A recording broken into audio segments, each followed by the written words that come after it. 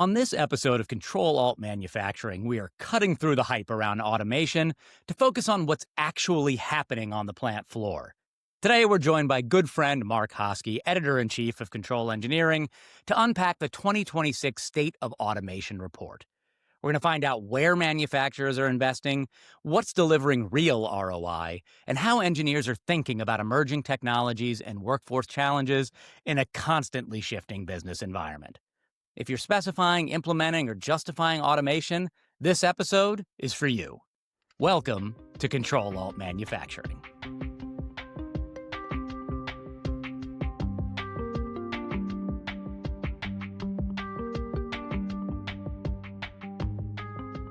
Hello, everybody. Welcome back to the Ctrl+Alt Manufacturing podcast, resetting and rethinking manufacturing. Thank you for spending some of your valuable time with us today. I'm guessing you've been here before if you're listening, but if you haven't, first off, why haven't you? Come on, get your life together. But just so you know, to level set, this podcast explores some of the people, technologies, and strategies that are driving the digital transformation of manufacturing. I am Thing 1, Gary Cohen. I am now realizing I'm not going to call you Thing 2, Stephanie, even though it's a good Dr. Seuss reference. Co-host Stephanie Neal, who is not Thing 2. Thing 2 here, reporting for duty. Thank you. Hey, but speaking of 2, we are in season 2 of this podcast. I know. If you're not with us, jump on board. And things are going to get wild here in season 2, we predict. We don't know that, but sure, we'll make them wild. No, we're really happy. We started this I think the first episode dropped in October. So we are this is the first recording we are doing in 2026, the beginning of season 2. So we're excited to be back here. And, Stephanie, I think if there's one thing we know about manufacturing right now going into this new year, it's that nothing is standing still. I mean, you and I go to shows all the time. Budgets are tighter, but expectations are higher, which is contradictory. I think automation, which we're talking about today and always talking about in control engineering, it's not a nice to have anymore. It's a requirement. You have to have it. It's now not if you're investing in automation. It's, where, why, and how you justify it. Yeah, totally. So, you talked about shows. Excuse me. First of all, I wanted to ask you, when was the last time you went to Vegas? Is this a gambling question? It's probably been a year and a half to 2 years now. It was for a cybersecurity show. And so I'm thinking it was in 2024.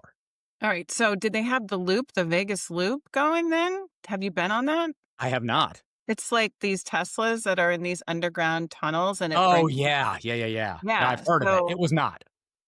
Well, I was there in September. And they had construction going on at the Las Vegas Convention Center. So the buildings, you'd have appointments that were 10 minutes apart, but it would take you 30 minutes to walk between the buildings. So I jumped into one of these little Teslas because somebody recommended it. And it was great. It literally zoomed me from one end of the convention to the other in a matter of 3 minutes. But if you're claustrophobic, be careful. Is it just you in there, or are you in there with 10 other people? Well, there's a driver. They're not autonomous vehicles. Okay. So there is a driver. I think eventually they will be autonomous. But yeah.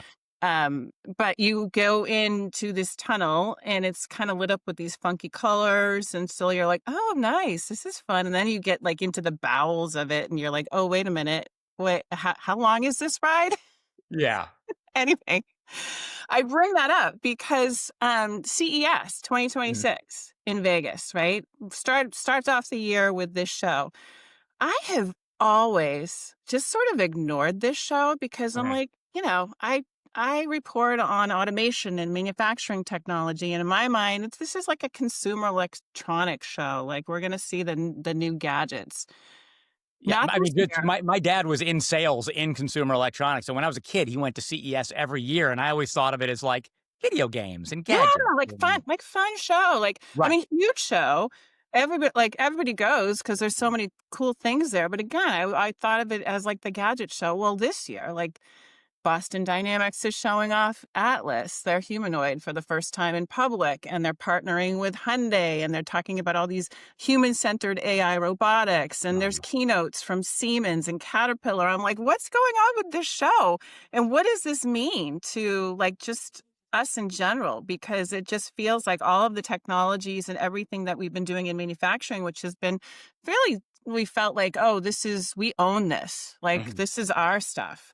It's now trickling into the mainstream. And I think it's exciting. But more importantly, Gary, next year, you and I need to go to the CES show. I think we should go to CES. I'd love to. I went once or twice when I was a kid just to look at video games with my dad. But yeah, I'd love to go back and see what it looks like. And I think you're right. I think AI is a huge driving force in this.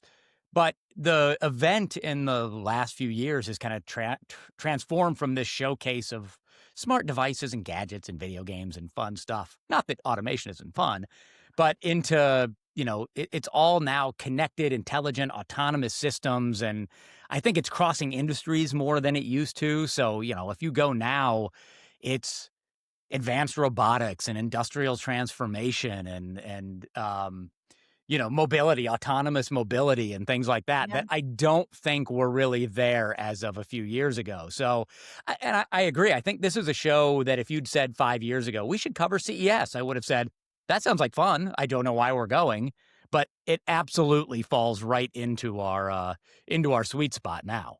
Yeah. Well, I know there were some editors from the robotics side of our house that attended, so I think we're going to get some good coverage. But I'm going to put that in our travel budget next year, Gary.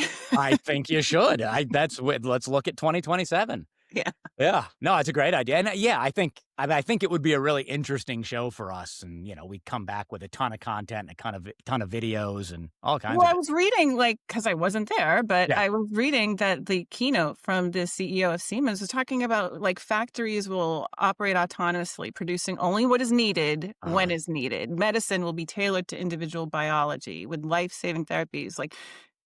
This is stuff that we're tuned into, but now it just feels like it's bigger than us. We are the pioneers here. Well, everybody that we talk to on this podcast, we are pioneering all of these great tools and technologies that are going to change the world. Right. Absolutely. I mean, even as we're recording this, the last podcast we dropped is on digital twin. And I think as of a few years ago, that would have been a really niche topic. And it's really been one of our highest performing podcasts because everybody's using it now. If you're not, you want to. I mean, these technologies are, as I said at the start, they're no longer nice to have. We have to have these things. And so, yeah, I think things are really changing a lot in that. And we'll talk about that today with Mark, because we are really building this whole episode around the 2026 State of Automation report from Control Engineering. So that's going to be a research-driven look at how manufacturers and SI, system integrators, engineers are actually thinking about automation. So it's not going to be vendor promises or hype. This is going to be real-world insights from people who are actually using and living with these technologies every day. So should be a fun discussion. We know this guy very well. I don't know if everybody else knows this guy very well, but we are going to be talking to Mark Hoske. He's been the editor and content manager of Control Engineering since 1994, been in a leadership role since 1999. He's been covering every major area: control systems, networking and information, control equipment and energy.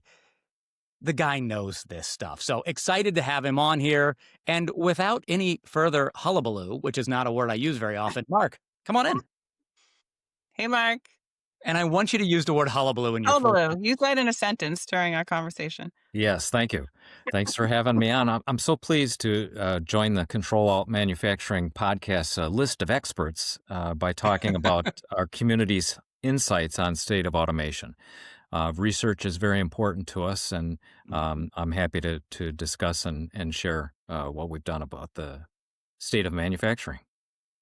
Yeah, I mean, that's why we're having you on. I think Control Engineering, almost at Alt Manufacturing, has so many good research touch points throughout the year that I think we should talk about some of this stuff. Stephanie and I opened this whole podcast back in the day last year talking about the State of Manufacturing report. So let's start this, Mark. I mean, before we get really into the details, let's level set this thing. What is the state of automation report? You've been doing it for a while, and when and how can people get their hands on it? Thank you. To quote some of the first words in the report, the State of Industrial Automation 2026 from Control Engineering analyzes how this dynamic sector is reshaping industries worldwide. And that's what you talked about in your intro.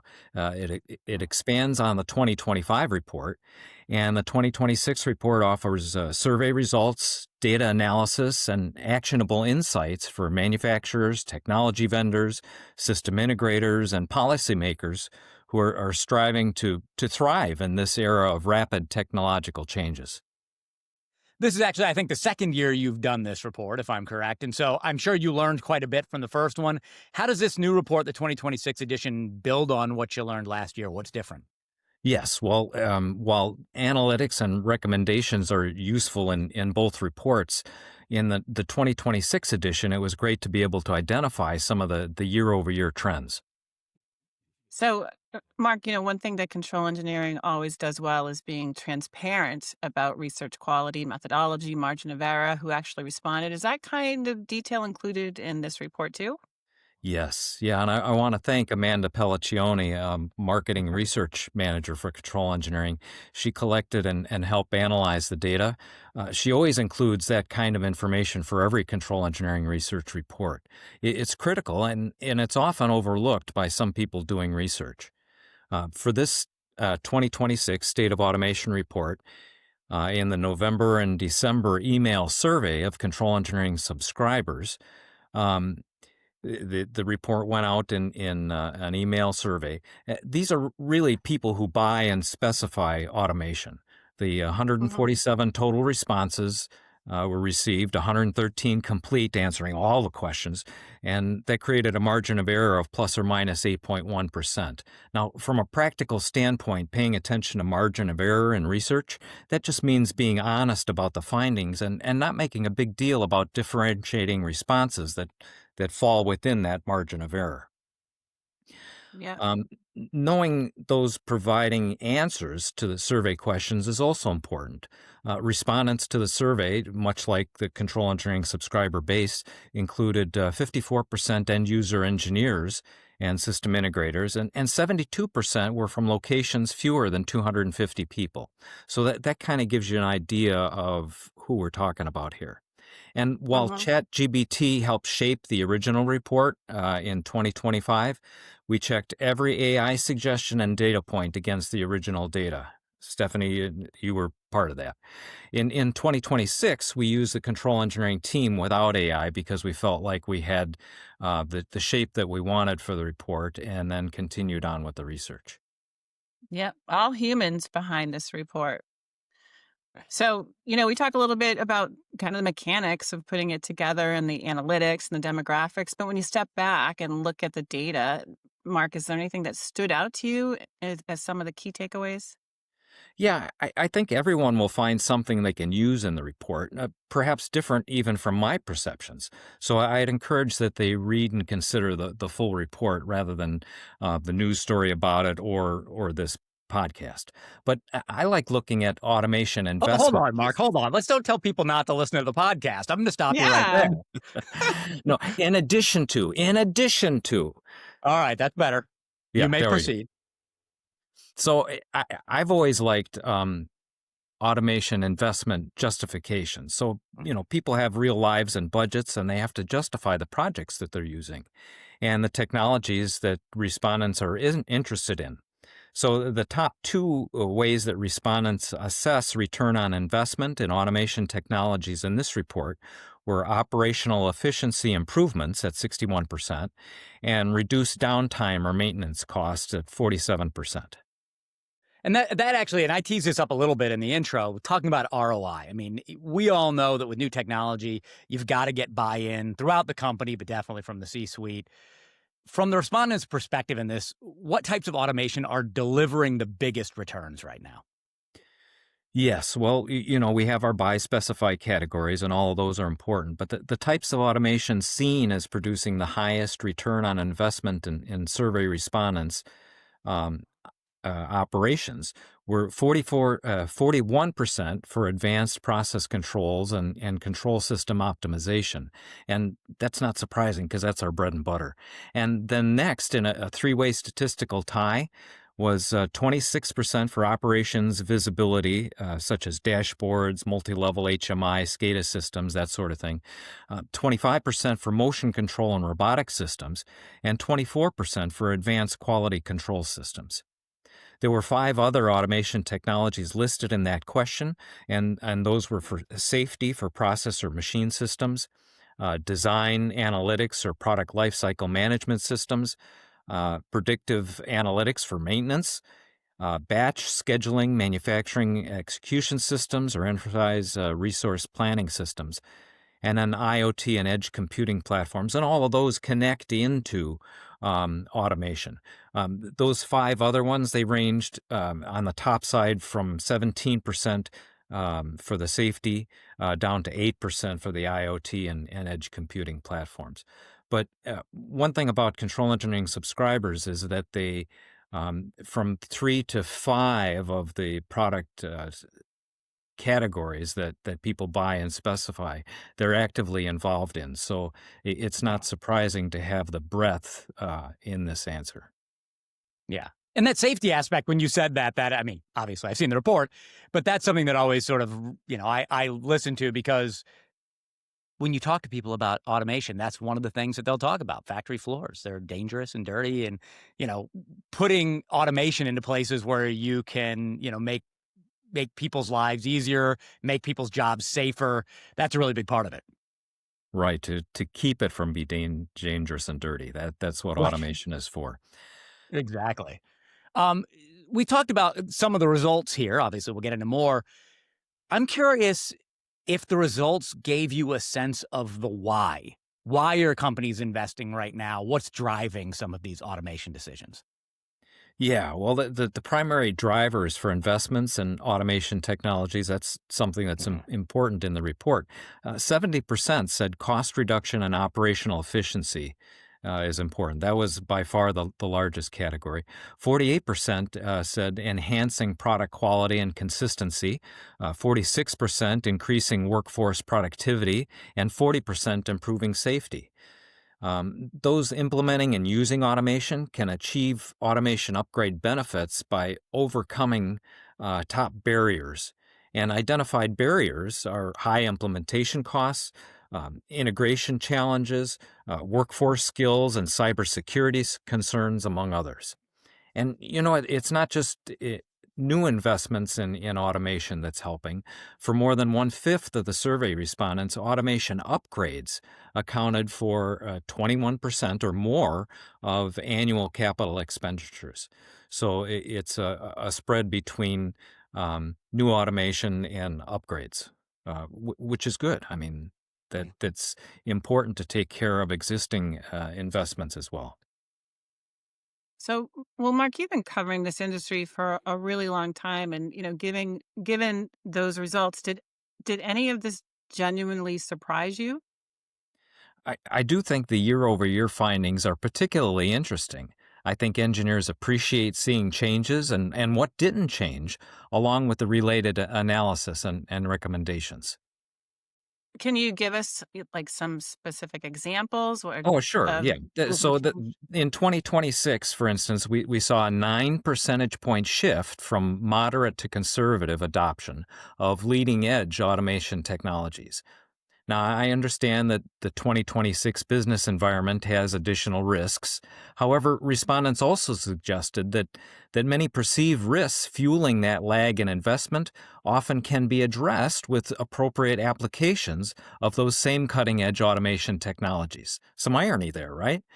So, applying cutting-edge automation can be risky. However, the automation investments can resolve some of those challenges, lower risks, and optimize operations. One metric that remained consistent year over year was a 12% respondents identified as early adopters of leading-edge automation technologies. Same percentage in both years.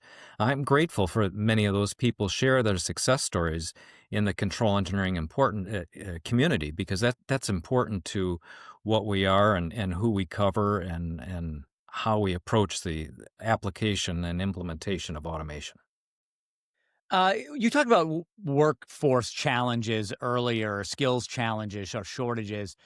Sort of another contradiction here. We know from control engineering salary and career research that hiring and retaining skilled workers is a constant challenge, definitely right now. And I think people think automation is taking our jobs, but automation can also be part of the solution there. Did that show up here in the research? Yes, well, automation innovation remains underused. That's a clear message in all the research that we do. It provides opportunities for automation vendors and control system integrators to drive awareness and adoption through targeted education and pilot programs. As you know from the annual salary survey and career research, the workforce is undergoing profound shifts right now. The State of Automation report says that 35% of respondents highlight the creation of high-skill roles as important, and 33% are using automation to continue production by filling the skills gap. The related recommendation to that is that automation reduces the low-skill labor demand and that industries must address that growing skills gap through upskilling and cross-functional training in their facilities.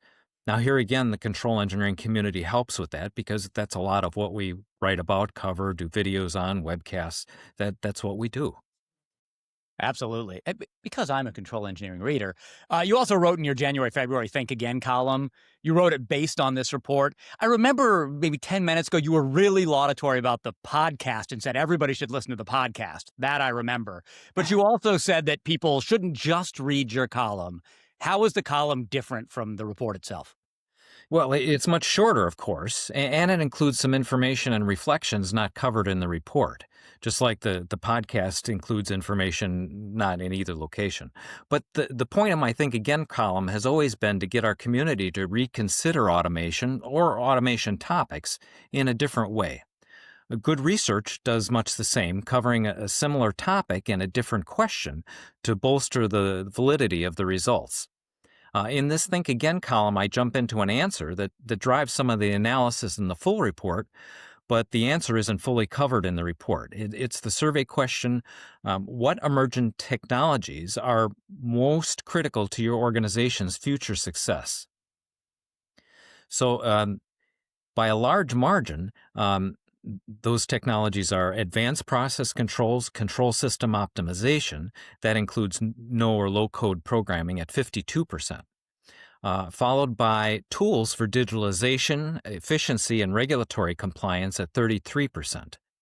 The next 5 automation technology selections were in a statistical dead heat, given the margin of error for the survey, and those are 25% for artificial intelligence and machine learning for predictive maintenance, 23% digital twins for process optimization, 22% advanced robotics for precision tasks, and 19% for 5G networking connectivity, and also 19% for cloud-based control systems.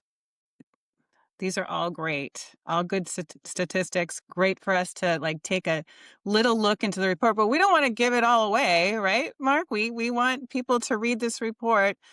So let's just go over again for listeners who may have missed it. We kind of went over in the beginning, what is still available from this 2025, or what is still available from the 2025 State of Automation report? Yeah. So you're right on. I was going to talk about the 2025 and 2026. So the last year's report, the State of Automation 2025, includes the report itself, along with 3 accompanying articles. After posting the report in the research area of control engineering, we did a short news story linking to the report, and that was Control Engineering Releases the 2025 State of Industrial Automation report. So there's that to read. And then I did a Think Again last year about the state of industrial automation in 2025. And in that, I provided some additional analysis, reflection, and recommendations. And then finally, toward the end of last year, we did a State of Automation 2025 research with year-end insights and guidance, given that we covered the topic throughout the year. That last one we posted in, it was November 6th of last year, and it included more than 40 links to supporting articles related to the research results and analytics. I think it's very useful reference to have in relation to the report. So obviously, Mark, it's much more than just this report. I mean, we're looking at it year over year. It's great to see the trends that are changing year over year, but we're not just going to publish a report and that's the end of it. So looking at 2026, what does this year's report include? What kind of follow-up coverage do you have planned? Thanks. Well, the report itself is automation investments, priorities, and trends, automation adoption and ROI metrics, workforce transformations and skill development, barriers to automation success, drivers of automation investments, and emerging technologies that are driving transformation. So additional coverage building on the report itself. The additional supporting information is in my Think Again column and this podcast. Thank you very much. In 2026, more is planned on survey respondents' explanations of opportunities and advice about automation. In every research report, we always ask them, can you give some advice about this topic? So I'm going to include a story on that. And then we've got a February 24th webcast on control system integrator advice to maximize automation investments. We'll also have a system integrators automation recommendation roundtable with some more advice from system integrators, automation implementation examples and case studies, and additional podcast interviews on state of automation topics that you and Gary and maybe I will be involved in. So there's a lot to think about on the topic. Tell us again, there's a webcast, February 24th webcast? February Is that what you 24th said? webcast, and the title is Control System Integrator Advice Maximizes Automation Investments. And for Okay, that, and that'll be available archived, like on demand, and for a year, yes, because it's an Okay. RCEP webcast that includes a professional development hour for anybody who passes the quiz. Yeah, important. Excellent. We've taken a ton of your time, Mark. You've been really generous with us. But before we wrap up, I'm going to ask you one of my favorite journalist questions out there. Is there anything we didn't ask you that you think is important for people to understand about this research or what the research is saying about automation as it exists right now? Yeah, well, you can't tell that I'm passionate about automation research, right? Since before I began with control engineering in 1994, research has been an important part of our coverage and connection to the control engineering community. Available at www.controleng.com/research are recent research reports on motors and drives, HMI, SCADA, and PLCs, our annual salary reports, among others. More is planned for this year. AI and control systems, another refresh of the annual salary and career survey, our product of the year coverage, PLCs and PACs, system integrator giants, and a year-end update on motors and drives again. So it's fun to and useful to share what's our expert audience and community knows through control engineering research. And I sure appreciate the time and opportunity to talk about it here. Mark, we're happy to have you on. I'm guessing you'll be on again, but we appreciated having you on today. Thanks so much for coming on and sharing your expertise and talking about the State of Automation Report. It's really, if you're not already looking at Control Engineering's research tab, as Mark just pointed out, look at it. There's some really good stuff on there, and it should be able to help you inform what you do for a living. I'm guessing if you're listening to this podcast, automation plays some sort of role in your life. So, Mark, thanks so much for coming on. Happy to have you. Thank you, Thank you. Mark. All right, great. Now, I just want to point out, Mark did a great job. I enjoyed listening to all of it. He never used the word hullabaloo. I asked know. one thing before this podcast started, and I didn't get it. I know, right? It's just so disappointing. I mean, I kind of listened to the rest of the stuff he was saying, but I was just so floored and gutted that we didn't get the word hullabaloo. I almost couldn't pay attention. Well, I mean, you've said it several times already, so I think we got it in the podcast. It's It is well, going to be hullabaloo is represented in when today's I post this podcast. I am going to add hullabaloo with a keyword. So if anybody searches it, this podcast will, of course, come up. It's the next logical step. Yeah. So before we wind down, I wanted to pick up on really the last thing that Mark said, which was talking about connecting our community. And Yeah. this is so important. And I think, we control engineering and all of like the WTWH brands, we do some great research, like deep research that is really valuable, and it does connect our community. It connects the people who are the people who are buying technology with the people who are selling technology, making sure that their needs are met, understanding what their priorities are, what their investment challenges are. So we really have to look at this as a much bigger entity than just representing of, here we have a new report. It's connecting so many different needs and people. And again, I love the fact that he talked about this community. I agree with you. And that community exists not just on Control Engineering, but on all of our other brands, engineering.com and Plant Engineering and Consulting Specifying Engineer. We're hitting it from a bunch of different angles. So yeah, if there's something that you're looking for data points on, there's a good chance we've got it in our research archives. Yep. And this, by the way, I also want to point out, this is why we make such a good podcasting pair, is I spout nonsense and you're like, ha, ha, ha, thanks, Gary. Let's get back to the information. It's just a bunch of hullabaloo. I think we got to end there, don't you? I mean, I think we're done now. We've come full circle. I think we have. And so what I want to say to you and to everybody out there, have a wicked good day. Thanks, everybody.